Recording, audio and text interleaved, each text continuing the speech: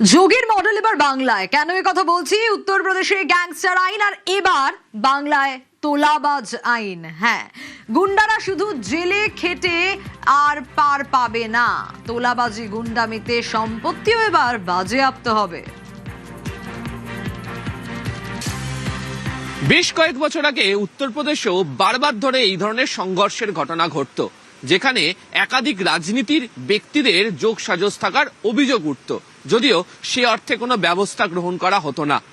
তারই পরিপ্রেক্ষিতে উত্তরপ্রদেশেও কড়া আইনের শাসন চালু করা হয় এবং সেখানেও বিধানসভাতে, পশ্চিমবঙ্গ বিধানসভাতে যে ধরনের আইন আনা হচ্ছে সেই ধরনের আইন বলবৎ করা হয়। তারপরে দেখতে পাওয়া গিয়েছে যে সমস্ত রাজনৈতিক দলের প্রতিনিধিরা সরকারি সম্পত্তি নষ্ট করা থেকে শুরু করে ব্যাপক দুর্নীতির সঙ্গে যুক্ত হয়ে পড়েছিলেন বা যারা গুন্ডা পরিচালনা করতেন, তারা অনেকটাই শান্ত হয়ে যান, বা বলা ভালো উত্তরপ্রদেশের মতো জায়গাতে তারা নতুন করে কোনো ট্যাঁফু করার সুযোগ পান না। এই যে বিল রাজ্য বিধানসভাতে আসতে চলেছে, সেখানে একদিকে শুধুমাত্র দুর্নীতিকে সমূলে নিকাশ করা নয়, এর পাশাপাশি যাতে কোনো ধরনের অপরাধের সঙ্গে এই সমস্ত ব্যক্তিরা জড়িত থাকতে না পারেন, আর যদি অভিযোগের প্রমাণ পাওয়া যায় তাহলে তাদেরকে যে কড়া শাস্তির মুখে পড়তে হবে সেটাও বুঝিয়ে দেওয়া হয়েছে। ক্যামেরা অসিত দাসের সাথে আবির ঘোষাল, নিউজ 18 বাংলা, কলকাতা।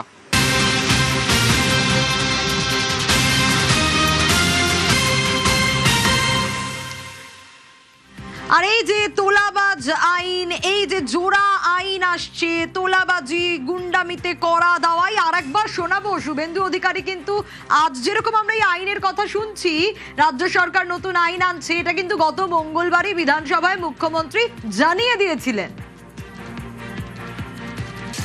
এই রাজ্যে আমরা শপথ নিয়েছি, গুন্ডা মাফিয়া তোলাবাজ লাল চুল কানে দুল একটারও জেলের বাইরে থাকবে না।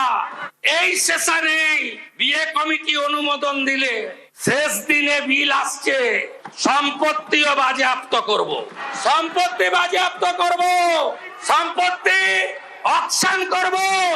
ওই আমতলা হরিশ মুখার্জি, হরিশ চ্যাটার্জি রোডের ওই প্রাসাদ গুলোতে